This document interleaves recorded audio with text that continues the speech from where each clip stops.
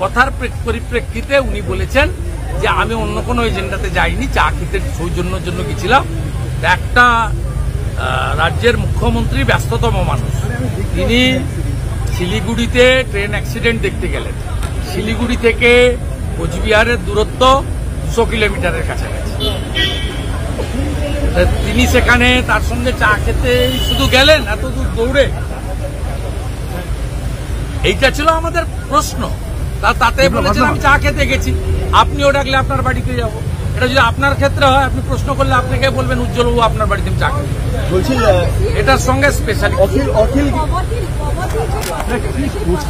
আমরা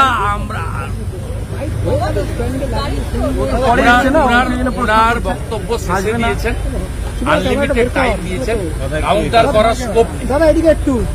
ভারতবর্ষে পভার্টি লাইনের উপরে মানে নিচে চলে গেছে, সংখ্যায় কমেছে নরেন্দ্র মোদী।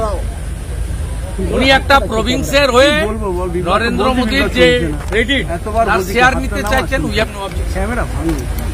যে তথ্যগুলো উনি দিয়েছেন বিধানসভা থেকে তার কপি তুলে, সেই তথ্যগুলো সঠিক না শুধুমাত্র রাজনৈতিক ভাষণ মিলিয়ে দেখে পরের সেশনে বলবো। পরের সেশন করতে গেলে অধ্যক্ষকে রাজভবনে ফাইল পাঠাতে হবে। আমরা সেটা চেয়েছিলাম, উনি রাজ্যপালকে বাইপাস করে চালাচ্ছিলেন। অধ্যক্ষের বিরুদ্ধে অনাস্থা আনতেই ফাইনে ডাই করতে বাধ্য হয়েছে। এবারে ফাইলটা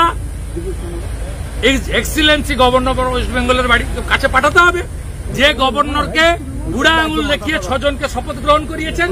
এবার তার বাড়িতে স্পিকারকে ছুটতে হবে। আপনি বিরোধী দলনেতা হওয়ার পর এই বোধহয় নিজের ক্যামেরা চলে আপনার একটা কি করছে, কোনো সমস্যা নেই। পিএসসি ডক্টর অশোক লাহিড়ীকে দিয়ে দিলে বিএ কমিটি অ্যাটেন্ড করতেও কোনো সমস্যা নেই। আমার মনে হয় পার্লামেন্টটা ওরা দেখেন। পার্লামেন্টে ভারতীয় জনতা পার্টি এনডিএ সরকার, parliamentary affairs minister, honourable prime minister, honourable speaker কিভাবে লিডার অফ দি অপোজিশন এবং অপোজিশনকে রেসপেক্ট দিচ্ছে, সেইটা দেখে লজ্জা পেয়ে মনে হয় অ্যাটিটিউড চেঞ্জ করেছে। কিন্তু আমি এটাকে ওনাদের দুর্বলতা বলবো না, আমি বলবো এটা সংসদীয় ব্যবস্থার শিষ্টাচার, মেনে চললেই ভালো, বাংলার ভালো হবে। আর আজকের পরে তৃণমূলের কেউ অন্তত বলতে পারবে না বিজেপি বাংলা বাঙালি বিরোধী পার্টি। দয়া করে ভাষণে এই লাইনটা উইথড্র হয়ে যাবে, আপনারাই করে দিয়েছেন। কথা বলছে অখিল বন দপ্তরের দুর্নীতির কথা বারবার বলছে, উনি বেশি জানেন। আমি তো 20তে ছেড়েছি, আর ওনাকে ছড়ালো 4 বছরে যা হয়েছে বেশি জানেন। আমি বলতে পারবো, উনি যদি জানেনি ঝেড়ে কাশুন। একটা সময় মুখ্যমন্ত্রী বলেছিল রাজীব ব্যানার্জি চোর, আমি সব জানি।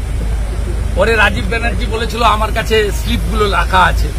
আবার রাজীব ব্যানার্জি আর আমার দুধ এক হয়ে গেছে। আর এখন অখিলবাবু যখন বলছেন, ওনার অভিজ্ঞতাটা আমার থেকে বেশি তৃণমূলে, কারণ উনি 98 তৃণমূল, আমি 99 তৃণমূল। আমি 20 সালে তৃণমূল ছেড়েছি, আর উনি কার্যত ছাড়েননি, কার্যত ছাড়ার জায়গায় এলেন 24-এর অগস্ট মাসে। অর্থাৎ উনার অভিজ্ঞতা বেশি, উনি যা জানেন আপনাদের কাছে বললে আমরা সেগুলো দেখবো, দেখার পরে রিয়েক্ট করব।